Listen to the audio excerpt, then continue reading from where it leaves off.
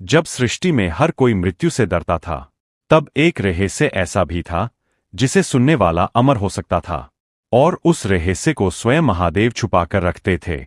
एक समय की बात है, भगवान शिव माता पार्वती को अमरत्व का गूढ़ रहस्य सुनाना चाहते थे। यह कोई साधारण कथा नहीं थी, यह अमर कथा थी जिसे सुनने वाला मृत्यु के बंधन से मुक्त हो सकता था। महादेव नहीं चाहते थे कि इस रहस्य को कोई और जीव सुन पाए, इसलिए उन्होंने एक ऐसा स्थान चुना जहां कोई भी पहुंच न सके, एकांत, शांत और रहस्यमय गुफा। कहते हैं, उस स्थान तक पहुंचने से पहले शिवजी ने हर उस चीज को त्याग दिया जो उनके साथ रहती थी। नंदी को पीछे छोड़ दिया, चंद्रमा को अलग कर दिया, यहां तक कि अपने गले के सर्प को भी दूर कर दिया, ताकि कोई भी इस रहस्य का साक्षी न बन सके। अंततः वे माता पार्वती के साथ उस गुफा में पहुंचे और अमर कथा का आरंभ किया। गुफा में चारों ओर गहरा सन्नाटा था। केवल शिवजी की गंभीर वाणी गूंज रही थी और माता पार्वती ध्यानपूर्वक कथा सुन रही थीं। लेकिन उन्हें क्या पता था कि एक छोटा सा तोते का बच्चा, जो उस गुफा में छिपा हुआ था, वह भी इस कथा को सुन रहा है। तोता बिल्कुल शांत बैठा रहा, उसकी आंखों में जिज्ञासा और मन में एक अनोखी लगन थी। जैसे जैसे कथा आगे बढ़ती गई, वह हर शब्द को अपने भीतर उतारता गया। धीरे धीरे वह कथा के प्रभाव में ऐसा डूब गया कि उसका अस्तित्व ही बदलने लगा। कथा पूरी होते ही उस तोते को अमरत्व प्राप्त हो गया। तभी अचानक शिवजी की दृष्टि उस तोते पर पड़ी। वे समझ गए कि इसने पूरी अमर कथा सुन ली है।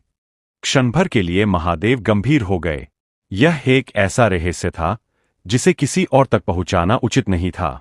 उन्होंने तुरंत अपने त्रिशूल को उठाया और उस तोते के पीछे दौड़ पड़े। तोता भयभीत होकर वहां से उड़ गया।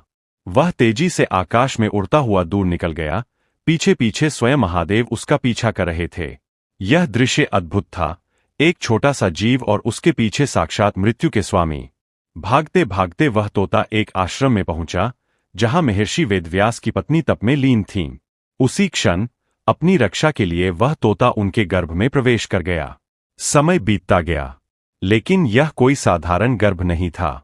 कहते हैं, वह दिव्य आत्मा वर्षों तक गर्भ में ही रही।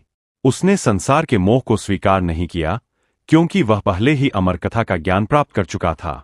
आखिरकार वही आत्मा शुकदेव ऋषि के रूप में प्रकट हुई, एक ऐसे महाज्ञानी जिनका मन जन्म से ही संसार से विरक्त था। उन्होंने आगे चलकर भागवत महापुराण का ज्ञान दिया और अनगिनत लोगों को भक्ति और मोक्ष का मार्ग दिखाया। महादेव ने भी अंततः उस तोते को क्षमा कर दिया, क्योंकि अब वह कोई साधारण जीव नहीं था, वह ज्ञान का स्वरूप बन चुका था।